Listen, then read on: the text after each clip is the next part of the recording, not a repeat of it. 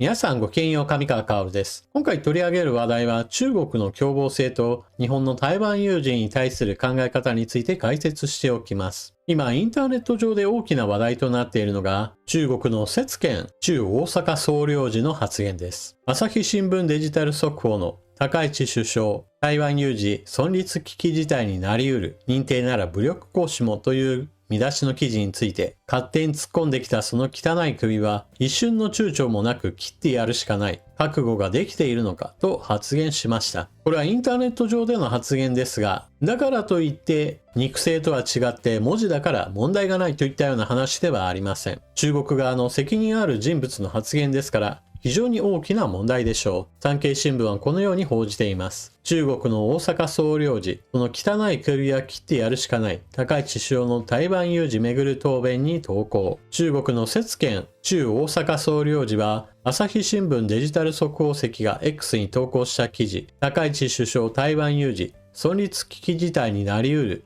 認定なら武力行使もを引用し、自身の X アカウントにパッドに突っ込んできたその汚い首は一瞬の躊躇もなく切ってやるしかない、覚悟ができているのかと書き込んだ。節賢氏の投稿は投稿後1日経ったあたりから確認できなくなっている。高市首相は衆院予算委員会で台湾をめぐる問題について平和的解決を期待する従来の立場だと述べ、いかなる事態が集団的自衛権の行使が可能となる存立危機事態に該当するかは個別具体的な状況に即して総合的に判断しなければならないと語った。その上で中国が海上封鎖を戦艦で行い、例えば海上封鎖を解くために米軍が来園、それを防ぐために何らかの武力行使が行われる事態も想定されると指摘。あらゆる最低最悪の事態を想定しておくことは非常に重要だ。戦艦を使って武力交渉を伴うものであれば、どう考えても存立危機事態になり得るケースだと考えると述べた。節賢氏は、台湾有事は日本有事という言葉は、日本の一部の頭の悪い政治家が選ぼうとする死の道だと投稿。敗戦国として果たすべき承服義務を保護にし、国連憲章の旧敵国条項を完全忘却したあまりにも無謀すぎる試みだと主張した。その上で、くれぐれも最低限の理性と順法精神を取り戻して敗戦のような民族的壊滅を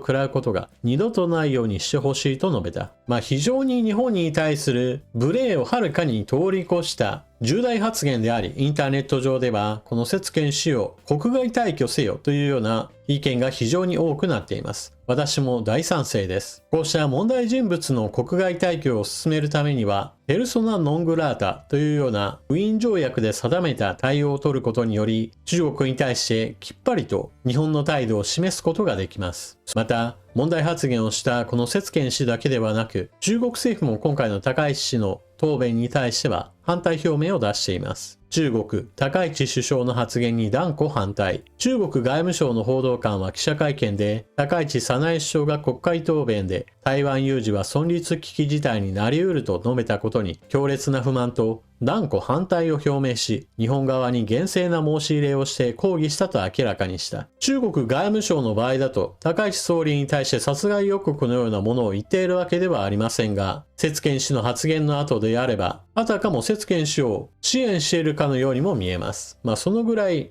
中国側がこの問題に対して激しい反応を見せているわけです。ちなみにこの話題の中心となっている存立危機事態とは、その定義については我が国と密接な関係にある他国に対する武力攻撃が発生し、これにより我が国の存立が脅かされ、国民の生命、自由及び幸福追求の権利が根底から覆される明白な危険がある事態としています。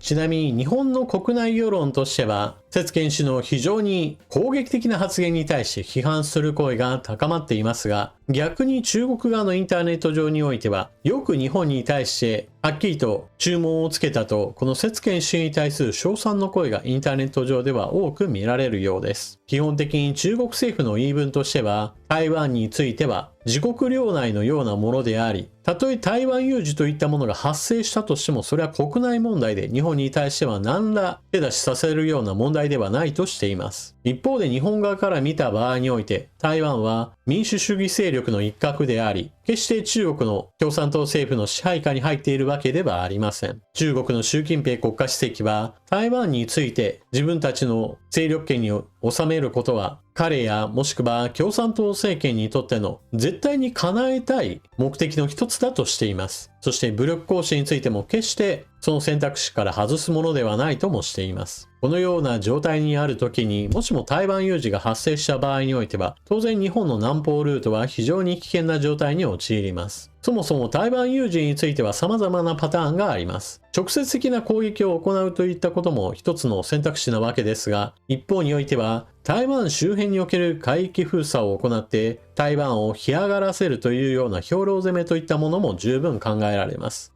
この時、民間船舶をこの台湾周辺における航行を一切できないように中国が行動すれば、それは日本に対しても大きな影響を与えるものです。そして忘れてはならないのが、台湾がそのような危機的な状況に陥った場合においては、アメリカ軍が動く可能性は十分あるということです。これは非常に長い歴史の中で、台湾とアメリカとの関係上においては、そのような助けますよというような暗黙の了解といったものが存在します。アメリカ側には台湾との間における台湾関係法といったものが存在し、もしも台湾において何らかの危機的な状況が起こった場合においては支援を行うことを規定しています。この支援の内容については決して必ず米軍が駆けつけて戦うといったような内容ではなく、支援を行いますよ、武器支援などが含まれますよといったような話をしています。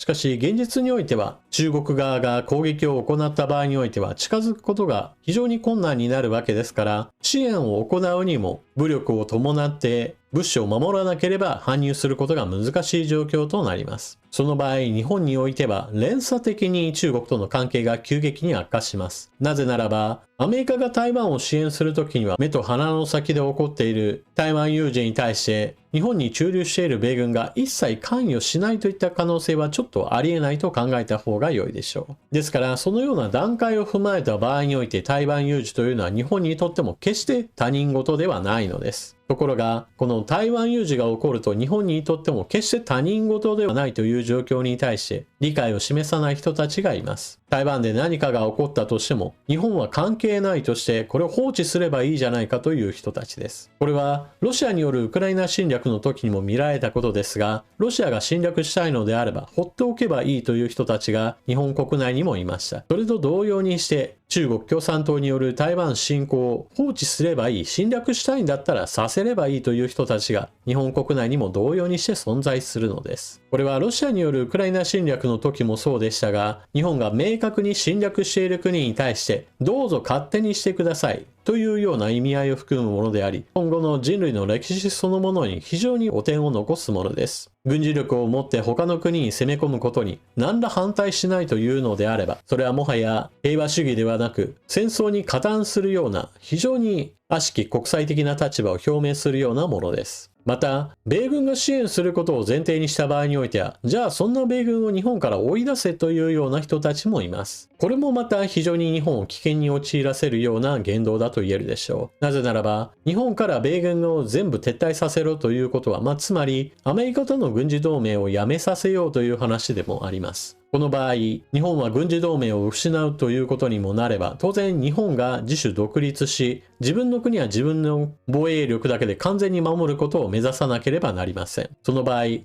本の防衛力を高めるためには、現在の防衛費から考えれば、3倍、4倍、5倍といったちょっと常識外の軍事予算が必要となるでしょう。駐留米軍の米兵による犯罪行為といったものは問題なわけですが、しかし一方においてその問題があるからといって、米国との軍事同盟を解消するというのは、日本の国防を考えた時に全く釣り合わない話になってしまいます。また、そもそも中立であれば、何ら問題がないという考え方そのものも大きな間違いです。中立を目指すということは同時にそれは、味方が一切どこも期待できないような状態を意味します。日本国内においては中国がこのように非常に日本に対して攻撃的な発言をするような、もはや隠しもしないような状況になっていることに対して危機感をしっかりと持つべきでしょう。日本国内の反米主義の人たちは中国やロシアといった国を非常に信頼し、日本が米国との軍事同盟を解けば日本に一切手出しなんかしないといったような話などをします。